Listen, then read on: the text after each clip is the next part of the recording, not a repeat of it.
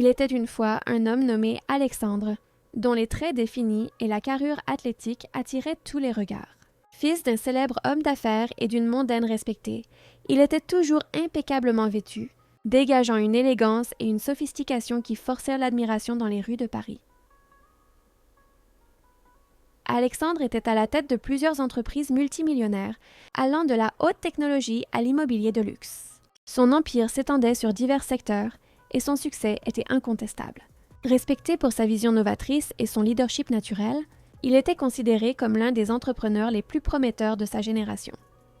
Il était fiancé à Camille, une femme au caractère bien trempé, ambitieuse, qui avait toujours rêvé d'atteindre les sommets. Elle avait trouvé l'occasion parfaite en intégrant la famille de son futur mari. Cependant, Alexandre nourrissait de profonds doutes à son sujet. Il n'était pas certain qu'elle soit la bonne personne pour partager sa vie, ses rêves et construire un avenir à ses côtés. Leur famille, cependant, poussait avec insistance pour que cette union se concrétise. Camille était perçue comme la partenaire idéale pour maintenir et étendre les affaires familiales, une alliance qui renforcerait l'empire des deux clans. Malgré une vie comblée et un agenda surchargé, Alexandre portait en lui des blessures profondes que peu de gens connaissaient. Celles-ci venaient surtout de son père, un homme à femme qui, bien que marié et affichant une façade de mariage heureux, menait une double vie faite de mensonges et de trahisons. Alexandre savait que l'image d'homme de famille exemplaire que son père projetait n'était qu'une illusion. Mais comme sa mère préférait fermer les yeux, il gardait cette douleur pour lui. Ce modèle paternel l'avait rendu vulnérable en amour, le faisant hésiter de plus en plus quant à son avenir avec Camille. L'ombre des infidélités de son père planait sur ses propres relations, créant une barrière invisible mais bien réelle. Pendant ce temps, loin des projecteurs et de l'agitation parisienne, vivait une jeune femme nommée Manon. Elle habitait dans un petit village pittoresque de Provence, un lieu simple et chaleureux où la plupart des gens vivaient dans des maisons en pierre bâties avec amour au fil des générations. Les ruelles pavées, baignées de soleil le jour, étaient parfumées par la brise du soir. Le murmure du vent dans les platanes portait avec lui l'arôme de la lavande et des fleurs sauvages qui coloraient le paysage. Les maisons humbles mais accueillantes respiraient la solidarité d'une communauté où tout le monde se connaissait et s'entraidait. Manon y vivait avec son père qu'elle adorait, sa mère Nathalie, une femme travailleuse et dévouée, et son petit frère Léo, un garçon vif et plein de rêves. Ensemble, ils formaient une famille unie, entourée par la beauté simple de la nature provençale. La vie paisible de Manon bascula tragiquement lorsqu'elle perdit l'homme qu'elle aimait le plus au monde, son père, son héros, son modèle d'intégrité. Un terrible incendie ravagea leur modeste maison de campagne. Son père, avec un courage et un amour infini, sauva héroïquement Nathalie des flammes. En tentant de sauver également le petit chat de sa fille, il se retrouva piégé à l'intérieur. Ses derniers instants furent un pur sacrifice pour ceux qu'il aimait. Seuls, dévastés et sans abri, Manon, Nathalie et Léo furent hébergés par une voisine au grand cœur. C'était une solution temporaire, et il savait qu'il devait trouver une issue de toute urgence. Nathalie, qui avait de l'expérience en tant qu'employée de maison et était réputée pour son sérieux, trouva une opportunité dans un magnifique hôtel particulier à Paris, un monde à des années-lumière de leur vie d'avant. Le poste offrait un logement sur place, dans une aile réservée au personnel. C'était une chance de tout recommencer. Grâce à ses excellentes références, la famille propriétaire de la demeure souhaita la rencontrer. Pendant l'entretien, Nathalie fut honnête. Elle expliqua qu'elle avait 2 enfants et qu'elle n'accepterait le poste qu'à la condition qu'ils puissent venir avec elle. Il était hors de question de séparer sa famille après un tel drame. La maîtresse de maison, impressionnée par sa franchise et son dévouement, suggéra alors que Manon travaille également pour eux. C'était une solution idéale. La famille gagnait 2 employés dévoués, et Manon obtenait un emploi digne. Nathalie appela aussitôt sa fille, la voix pleine d'espoir. « Ma chérie, demain, nous déménageons chez mes nouveaux employeurs. J'ai trouvé un poste pour moi et un pour toi aussi. C'est une nouvelle chance pour nous. » Manon, toujours prête à aider, répondit sans hésiter. « D'accord, maman. Je finis les vendanges aujourd'hui et nous ferons nos valises ce soir. Je suis prête. » Le lendemain, Manon, sa mère et le petit Léo devaient donc s'installer dans l'imposant hôtel particulier parisien pour commencer un nouveau chapitre de leur vie. Ce même jour, alors qu'ils se rendaient à une réunion cruciale dans un vignoble de Provence, Alexandre observa avec curiosité les vendangeurs qui travaillaient durement sous le soleil. L'objectif de sa réunion était de transformer ce domaine viticole en un complexe touristique de luxe, un projet qui promettait des millions d'euros de bénéfices. En observant les travailleurs, son regard fut captivé par une jeune femme qui cueillait le raisin avec une grâce naturelle. Manon. Il fut immédiatement charmé par sa beauté simple et dut se ressaisir pour ne pas laisser paraître son admiration soudaine. 1 heure plus tard, en pleine réunion, Manon fit irruption dans la salle furieuse. Elle confronta l'associé d'Alexandre, un homme arrogant qui ordonna à ses gardes du corps de la jeter dehors sans ménagement. Plus tard, cet homme alla trouver Manon pour la menacer directement, affirmant avec mépris que le terrain serait bientôt rasé pour son projet. Manon, avec un courage admirable, lui répondit « C'est ici que nous travaillons honnêtement. Vous allez ruiner des centaines de familles qui vivent de cette terre, espèce de sans-cœur. Vous n'avez aucune compassion. » L'homme l'insulta alors violemment, se moquant de sa pauvreté avec des mots aussi tranchants qu'un couteau. Alexandre, témoin de la scène, ne put rester indifférent. Il prit la défense de la jeune femme et une violente dispute éclata, se terminant par des coups. « Est-ce que ça va » demanda Alexandre essoufflé. « Oui, je crois » répondit Manon, encore tremblante mais profondément reconnaissante. Après cet incident, Manon quitta les lieux, mais en marchant sur le chemin de terre, elle aperçut l'homme qui l'avait défendu, arrêté sur le bord de la route, sa voiture de luxe en panne. Elle s'approcha et lui demanda simplement « Bonjour, vous avez besoin d'aide? Je connais un bon mécanicien dans le coin. » Alexandre, surpris par sa gentillesse, répondit « La voiture s'est arrêtée net. Mon chauffeur est parti chercher de l'aide. » Quelques minutes plus tard, le chauffeur rappela. Il avait trouvé un garagiste, mais il y avait au moins 3 heures d'attente. Manon lui proposa alors avec un grand sourire « Pourquoi ne pas en profiter pour découvrir la région? Je connais chaque recoin par cœur. Je peux vous faire visiter si vous voulez. » Intrigué par sa personnalité attachante, Alexandre accepta. Ce serait bien mieux que d'attendre ici sans rien faire. Mais d'abord, permettez-moi de me présenter. Je m'appelle Alexandre. Et vous? Avec un sourire innocent qui illumina son visage, elle répondit « Manon. J'ai grandi ici. Je connais chaque arbre, chaque sentier. » Alexandre sourit, touché par la pureté qu'il lisait dans ses yeux, une chose si rare dans son monde d'apparence. Ils partirent alors se promener dans les paysages pittoresques pendant que la voiture se faisait réparer. Au fil de la conversation, Manon lui raconta la perte tragique de son père, mais aussi sa détermination à aller de l'avant pour sa famille. Touché par sa force, Alexandre lui dit sincèrement « Je suis vraiment désolé pour votre perte. Écoutez, je ferai tout mon possible pour que ce terrain reste intact. J'ai des contacts au gouvernement. Je peux vous assurer que cette terre restera la vôtre. » Manon, émue, le remercia. « Merci beaucoup. Même si ma famille et moi partons, les gens d'ici vous seront éternellement reconnaissants. »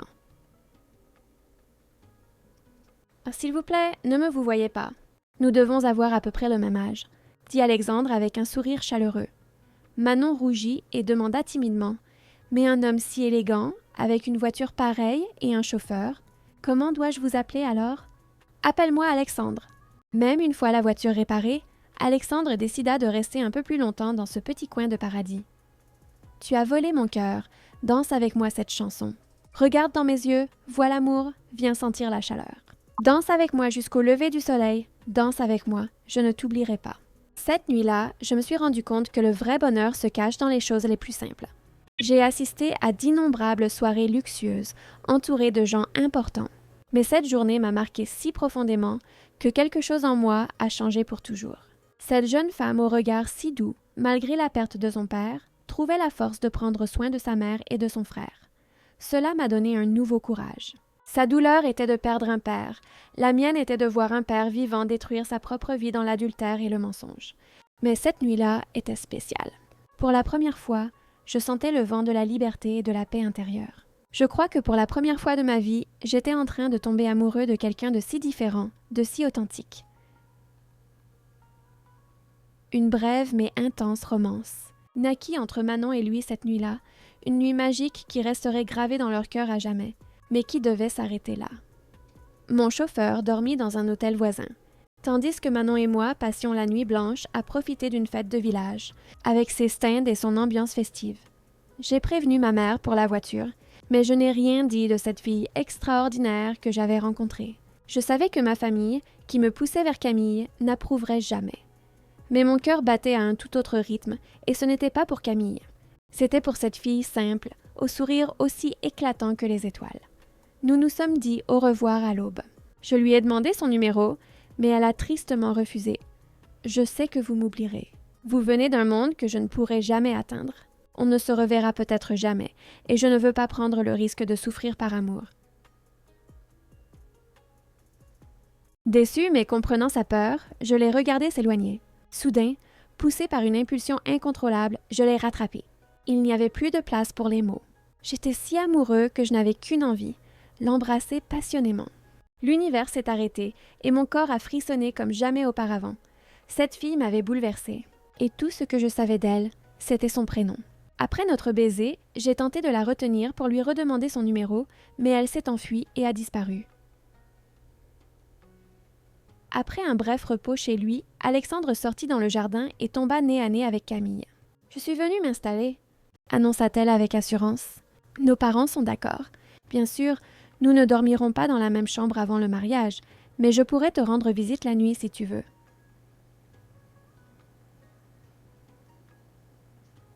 Perturbé, Alexandre s'éloigna et alla immédiatement parler à ses parents et à sa grand-mère, qui vivaient avec eux dans l'hôtel particulier. La nuit tombe, je cherche des réponses que je ne trouve pas. « Mon Dieu, où es-tu? Écoute-moi, s'il te plaît, j'ai besoin de ta paix. » Je n'aurais jamais pensé perdre mon père si tôt. J'avais le cœur brisé de voir ma mère se battre seule et mon frère pleurer en silence. Parfois, elle fixait le vide, perdue dans ses souvenirs, et je savais que c'était la douleur qui la rongeait. Nous sommes arrivés devant une maison que je n'avais vue que dans les films. C'est là que ma mère allait travailler. Dans notre malheur, cette porte s'ouvrait au bon moment. Il ne restait plus qu'à espérer que les propriétaires soient respectueux, car beaucoup de riches méprisèrent les gens comme nous. La gouvernante, Martine, nous a toisés avec un dédain évident, teinté d'une pointe de jalousie en voyant la beauté de Manon. Son air autoritaire nous a immédiatement fait sentir inférieurs.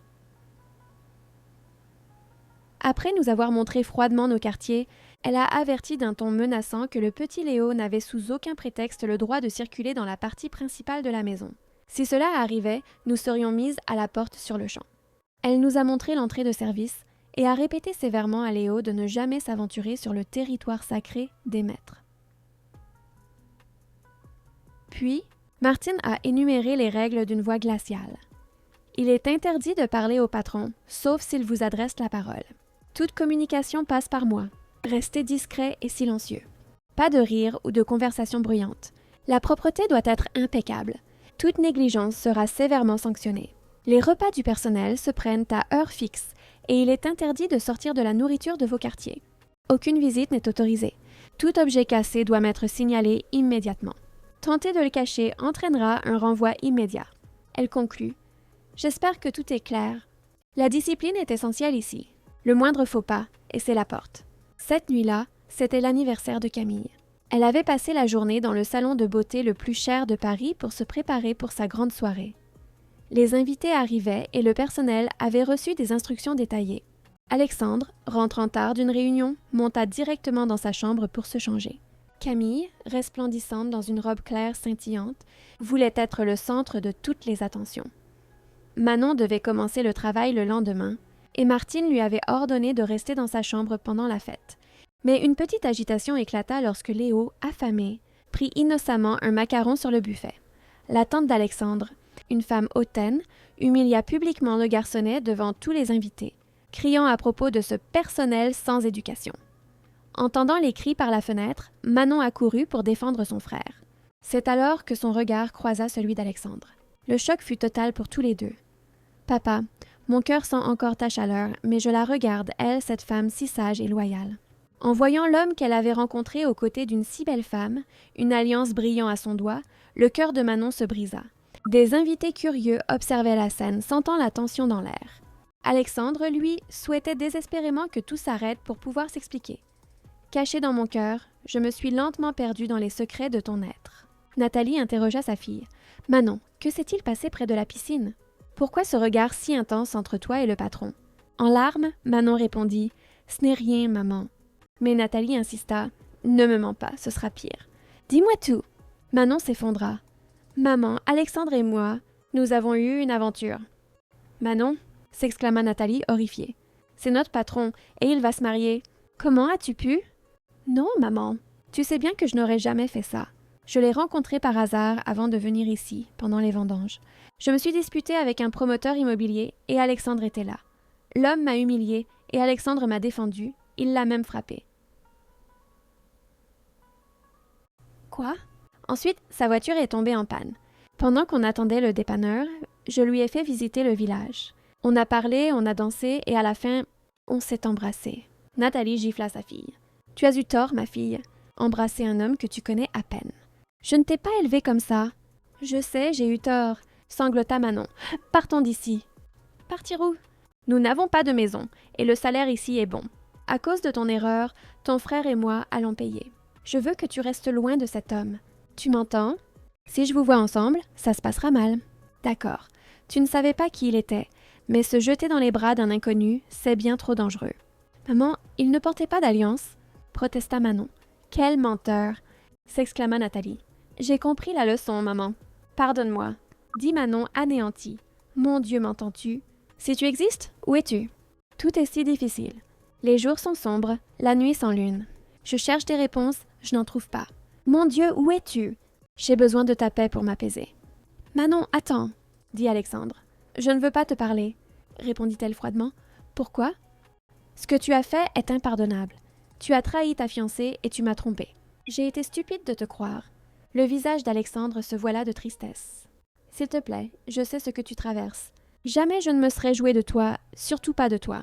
Mais Manon était inflexible. Je vais me coucher. Je commence à travailler pour vous demain. Soudain, Camille appela Alexandre d'une voix forte. Manon lança avec amertume. Va-t'en, ta fiancée t'attend. En s'éloignant, Alexandre repensa aux sages paroles de son grand-père. Quand tu as de mauvais pressentiments avant un mariage, c'est peut-être un signe du destin pour que tu renonces. Camille lui fit une scène. Tu dois rester à mes côtés jusqu'au départ du dernier invité. Quel manque de respect de partir en plein milieu de ma fête. Bon, je suis fatiguée, je vais me coucher. Demain, je veux que tu réserves la salle pour le mariage. J'en ai trouvé une magnifique près de notre future maison. Ah, et je veux notre chambre au dernier étage pour la vue. Alexandre, tu m'écoutes? Mais dans l'esprit d'Alexandre, tout était différent. Je ne peux pas continuer cette relation. Personne ne décidera de ma vie à ma place. Je vais rompre avec elle. Mais je dois m'y préparer, car je sais que ce sera une véritable explosion. Le lendemain, avant de mettre son uniforme, la mère de Manon lui ordonna de s'excuser pour l'incident de la veille afin de ne pas perdre leur emploi.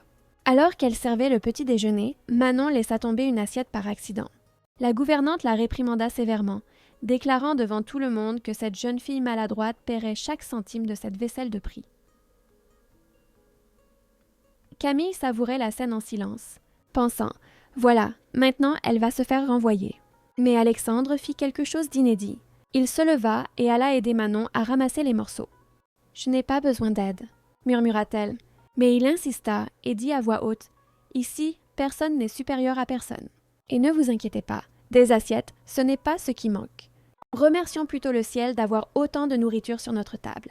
Il y a des gens qui n'ont rien mangé aujourd'hui. » Plus tard, Camille alla trouver Manon seule. « Il a rompu avec moi. On ne se marie plus. »« De quoi parlez-vous » dit Manon, confuse. « Écoutez, j'ai déjà assez de problèmes comme ça. »« Ce n'est pas mon problème » rétorqua froidement Camille. « La plupart de nos problèmes, c'est de notre propre faute. Donc si vous avez rompu, c'est de la vôtre, non ?»« Très maligne, hein ?» dit Camille avec une extrême méchanceté. « Tu es venu ici, tu as séduit mon fiancé et tu as détruit ma vie. »« Non, jamais je n'aurais fait ça » pleura Manon. « J'ai perdu mon père. Tout ce que je veux, c'est m'occuper de ma famille. » Camille acheva sa phrase avec une cruauté calculée. « Ton père a dû mourir de honte en ayant une fille aussi facile. » Ces mots furent si violents que Manon resta sans voix. Submergée par la douleur, elle courut s'enfermer dans sa chambre. Soudain, on frappa à la porte. « Manon, ouvre, s'il te plaît. » C'était Alexandre. Il insista avec tant de douceur qu'elle finit par ouvrir. « Ton frère m'a raconté ce que Camille t'a dit. Elle doit quitter cette maison. Je lui ai demandé de faire ses valises immédiatement. C'était le moment ou jamais. J'ai toujours été un homme d'action, mais cette femme était mon plus grand défi. Surtout une femme dont j'étais éperdument amoureux. Puisqu'elle ne me laissait pas m'expliquer, j'ai décidé d'être directe. Manon, ses fiançailles étaient une mascarade. Nos familles nous ont poussés l'un vers l'autre. Mais je ne leur en veux pas, car c'est moi qui l'ai demandé en mariage quand j'ai découvert les infidélités de mon père.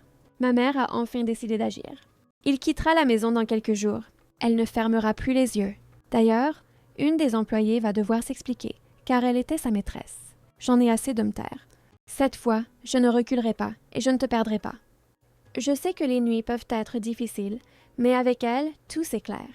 Je sais que les nuits peuvent être difficiles, mais avec elle, à mes côtés. Face à la mère de Manon, Alexandre déclara avec respect « Madame, je suis venu vous demander la main de votre fille. » Mais Nathalie répondit catégoriquement « Non, je suis désolée, mais non. Nous avons déjà tant souffert. Votre famille n'acceptera jamais Manon. Oubliez ma fille et suivez votre chemin. » Manon intervint. « Maman, nous en parlerons plus tard. Je veux d'abord parler seule à Alexandre. » Puis elle s'adressa à lui. « Je suis le chef de cette famille maintenant, et les choses vont changer radicalement. Manon sera traitée comme la maîtresse de maison, et aucun employé ne subira plus jamais la moindre humiliation. Ceux qui ne sont pas d'accord peuvent partir. Je veux que ma future femme s'épanouisse. Je lui paierai l'université de ses rêves, ainsi que des leçons de piano, car elle a toujours voulu apprendre. Je paierai aussi la meilleure école privée pour Léo. Je me suis attachée à cette famille d'une manière profonde et sincère. Ma future belle-mère a eu du mal à accepter cette nouvelle réalité. La convaincre de mon sérieux serait un défi quotidien. Mais avec le temps, je savais qu'elle verrait que j'étais sincère. Manon n'était pas juste un joli visage. Des femmes magnifiques, j'en avais vu défiler toute ma vie. Mais Manon avait une essence, un caractère, une dignité et une force intérieure qui allaient bien au-delà de la beauté physique. Et c'est ainsi que, par un beau jour de printemps, le jardin de l'hôtel particulier fut délicatement décoré de fleurs, annonçant un mariage qui symbolisait un nouveau départ pour cette famille qui avait tant souffert. Manon portait une simple robe blanche, droite et sans manches, comme elle le souhaitait. Une couronne de fleurs fraîches ornait ses cheveux lâchés. Alexandre portait un costume élégant mais discret, en parfaite harmonie avec la simplicité de l'événement. Il y avait peu d'invités, seulement les personnes qui comptaient vraiment. La mère de Manon, voyant le bonheur de sa fille, commençait à croire que l'amour pouvait vraiment surmonter toutes les différences. Léo, dans son costume neuf, était fou de joie pour sa sœur et pour les opportunités qui s'offraient à lui. La cérémonie fut simple et émouvante. Quand Alexandre et Manon échangèrent les vœux qu'ils avaient écrits eux-mêmes, il n'y avait pas un œil sec dans l'assistance. C'était la preuve que l'amour véritable peut fleurir là où on s'y attend le moins. 6 mois plus tard, Manon était inscrite dans une grande école de commerce pour aider Alexandre dans ses affaires. Elle prenait des cours de piano 3 fois par semaine et se découvrait un talent naturel. Léo excellait dans la meilleure école de la capitale. Christina, la mère de Manon, gérait désormais la maison avec une autorité respectée de tous, ayant admis qu'Alexandre était un homme de parole et un gendre exceptionnel. L'hôtel particulier était devenu un vrai foyer, rempli d'amour, de rire et de musique. Le père d'Alexandre avait quitté la ville, et sa mère, enfin libérée d'un mariage toxique, était devenue une seconde mère pour Manon. Cette histoire nous enseigne que le véritable amour ne connaît ni frontières sociales ni économiques. Manon et Alexandre ont prouvé que lorsque deux âmes se rencontrent, elles peuvent surmonter tous les obstacles. La tragédie, aussi douloureuse soit-elle, peut parfois ouvrir des portes inattendues. C'est la perte de son père qui a conduit Manon vers l'amour de sa vie. Le courage de Manon a montré à Alexandre le genre de femme forte et intègre dont il avait besoin. Et Alexandre a prouvé qu'un homme vraiment riche n'est pas celui qui possède le plus d'argent, mais celui qui a le courage de suivre son cœur. Ensemble, ils ont construit un héritage d'amour, de respect et de dignité, prouvant que lorsque l'amour est réel, il trouve toujours un chemin. Fais appel à l'action pour YouTube. Chers auditeurs, nous espérons que l'histoire de Manon et Alexandre vous a touchés. Elle nous rappelle que dans un monde souvent divisé, l'amour reste la force la plus puissante, capable d'unir les cœurs et de transformer les vies. Partagez vos histoires dans les commentaires. Racontez-nous vos expériences, vos émotions et suggérez les prochains contes.